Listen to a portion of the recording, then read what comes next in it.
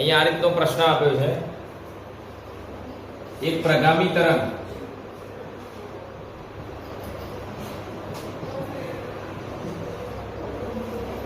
નું સમીકરણ y બરાબર 4 sin π/2 8t માઇનસ x ભાગ્યા 8 મીટર આપેલું છે, તો તરંગનો વેગ શોધો. તરંગનો વેગ અને ઓપ્શન આ રીતે આપેલા છે. x અક્ષની દિશા સાથે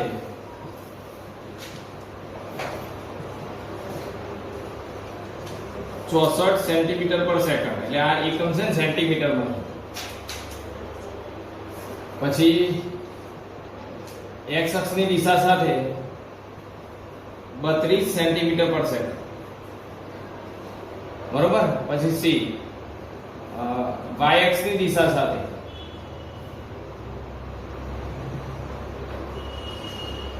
64 સેન્ટીમીટર પર સેકન્ડ અને d y અક્ષની દિશા સાથે 32 સેન્ટીમીટર પર સેકન્ડ. બોલો આનો શું જવાબ આવશે? કેવી રીતે શોધીશું? આપણે તરંગનો વેગ લાવવાનો છે. તરંગનો વેગ, તરંગના વેગનું સૂત્ર બોલો પહેલા. તરંગનો વેગ, તરંગનો વેગ એનું સૂત્ર શું? લેમ્બડા * f કાં તો ઓમેગા બાય a. હવે તમારે આના માટે શું કરવું પડે? તમે સમીકરણ જુઓ, આ રીતનું છે. તો π/2 ને અંદર ગુણી નાખો, એટલે π/2 ને અંદર ગુણી નાખો તો 4 sin 8π/2 એટલે 4π * t આવું થાય. 8/2 એટલે 4π * t થાય અને માઈનસ પાઈ x ભાગ્યા કેટલા થશે? 16. 8 ગુણ્યા 2 એટલે 16 થાય અને પાઈ પણ ઉપર ગુણાઈ જશે. હવે આ કોના જેવું સમીકરણ છે? આ સમીકરણને પ્રગામી તરંગના સમીકરણ, પ્રગામી તરંગના સમીકરણ y બરાબર a sin omega t minus kx સાથે સરખાવો. બસ, તો તમારો ઓમેગા કયો થયો?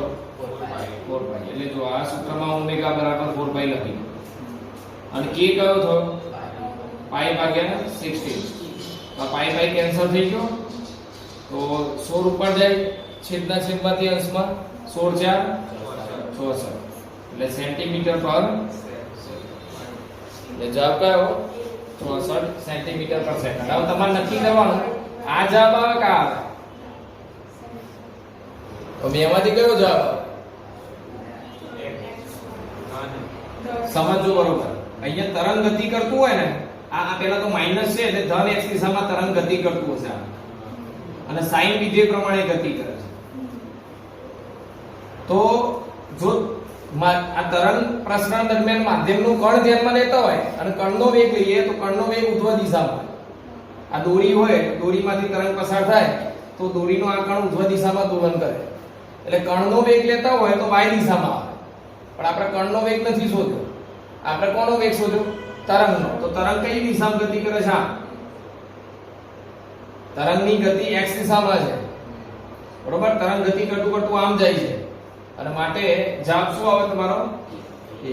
x અક્ષની દિશા સાથે 64 સેન્ટીમીટર પર છે. પણ અહીંયા તમને એવું કીધું હોય આ જ પ્રશ્નમાં કે કણના દોલનનો વેગ કેટલો? તો કણના દોલનનો વેગ શોધવા શું કરવું પડે? તો આનું વિકલન કરવું પડે. આ કણનું સ્થાનાંતર આપે, મેં તમને બતાવ્યું હતું આગળ કોન્સેપ્ટમાં. તો આનું વિકલન કરો એટલે કણનો વેગ મળે અને એ કણનો જે વેગ આવે એ તમે y અક્ષની દિશામાં હોય, જે પણ જવાબ આવે પણ y દિશામાં આવે, બરોબર. તો આ બહુ સિમ્પલ છે, સીધે સીધું સૂત્રમાં કિંમત જ મૂકવાની. JEE નીટ માટે અગત્યનો પોઈન્ટ છે, આપણે ધન x દિશામાં કે ઋણ x દિશામાં ગતિ કરતું કોઈ પ્રગામી તરંગ એનું સમીકરણ શું લખાય? હું અત્યારે ધન x દિશા માટે વાત કરું છું. ધન x દિશામાં ગતિ કરતા પ્રગામી તરંગ નું સમીકરણ બોલો શું લખાય? સમીકરણ ધન x દિશા માટે y બરાબર a sin omega t minus a. કેટલીક વાર અહીંયા phi પણ લખીએ છીએ આપણે. phi ક્યારે લખાય?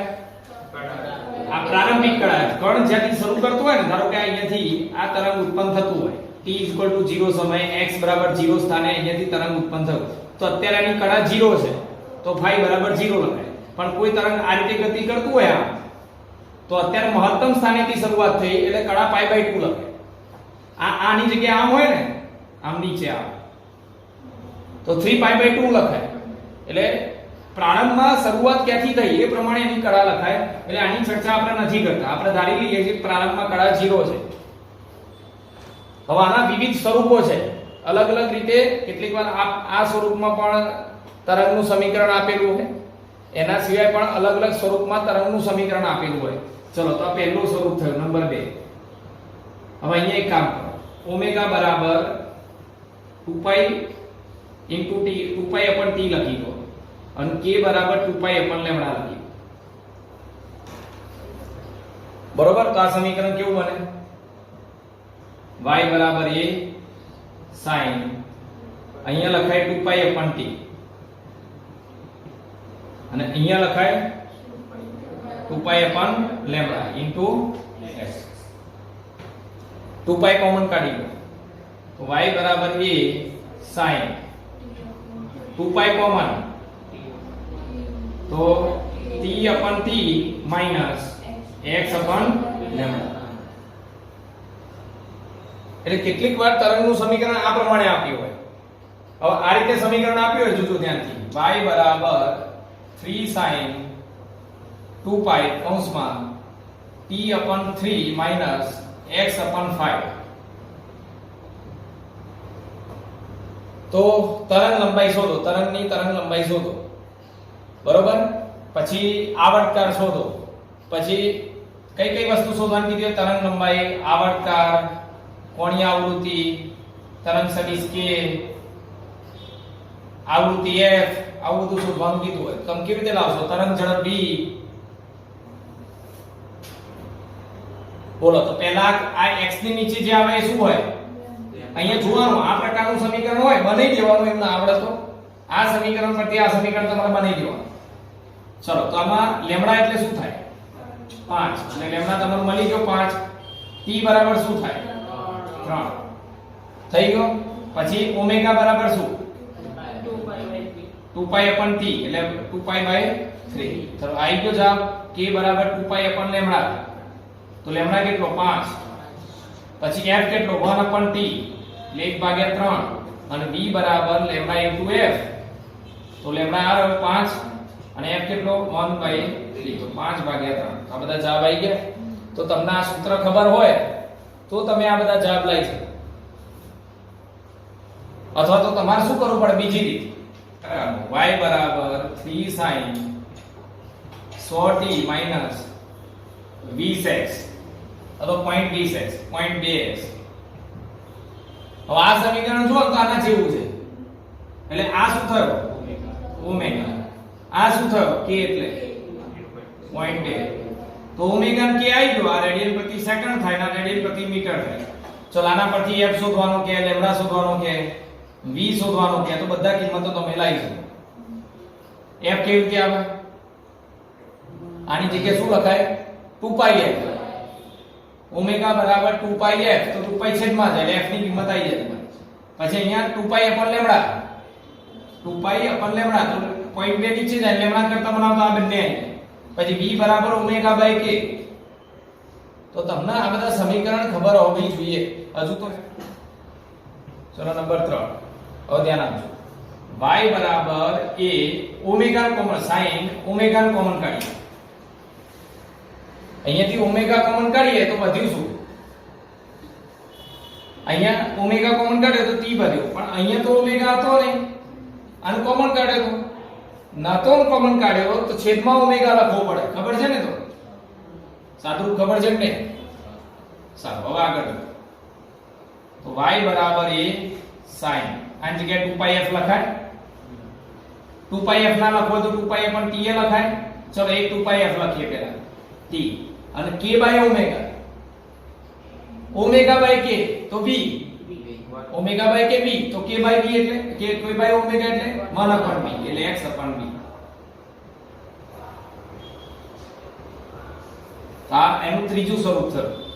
ચોથું સ્વરૂપ આગળ જો y બરાબર a sin 2 pi upon t x upon v.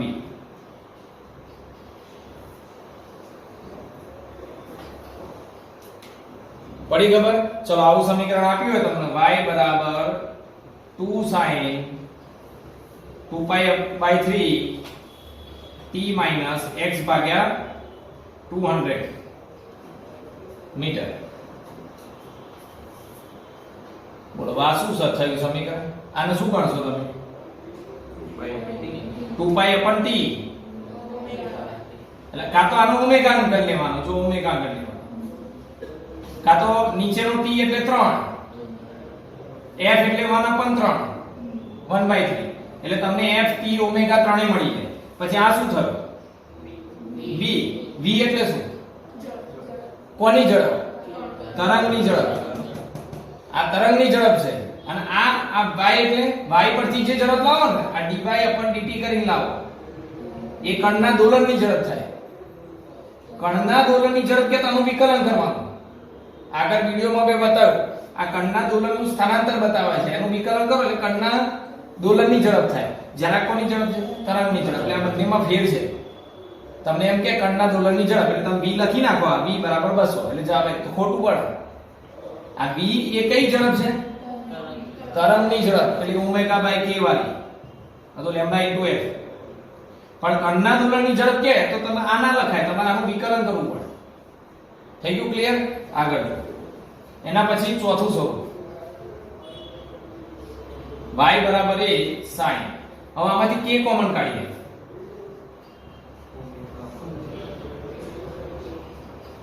Omega common કાઢ્યો તો ઓમેગા k ની નીચે લખો. જો જ્યાં ઓમેગા નતો એના ભાગમાં લખો. k કોમન કાઢો તો k આના નીચે લખાય. કારણ કે આમાં k નતો કોમન કાઢ્યો તો છેદમાં k લખવો પડે. ચલો બોલો હવે.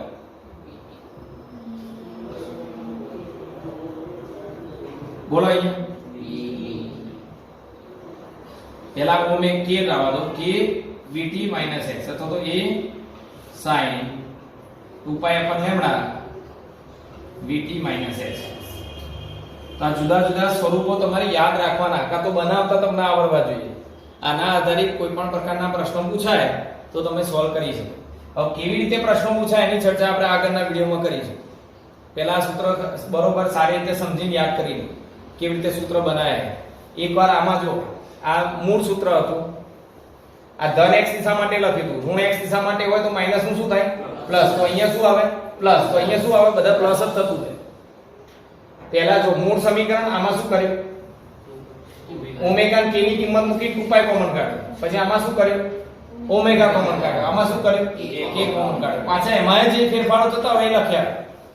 બરોબર? જો ઓમેગા કોમન કાઢીએ તો નીચે v આવે, k કોમન કાઢીએ તો ગુણ્યા v આવે. બરોબર? x ભાગ્યા વેગ એટલે સમય થાય. અને અહીંયા જો બીજી રીતે જો આ અંતર છે ને તો આ અંતર જ છે, વેગ ઇન્ટુ સમય. આ સમય છે ને તો આ સમય જ છે. જો આ સમય તો આ સમય છે, અંતર ભાગ્યા વેગ એટલે સમય. એટલે થોડું ઘણું તો એવું યાદ રહે કે આ પ્રમાણે સૂત્ર બની શકે. થઈ ગયું? ચાલો.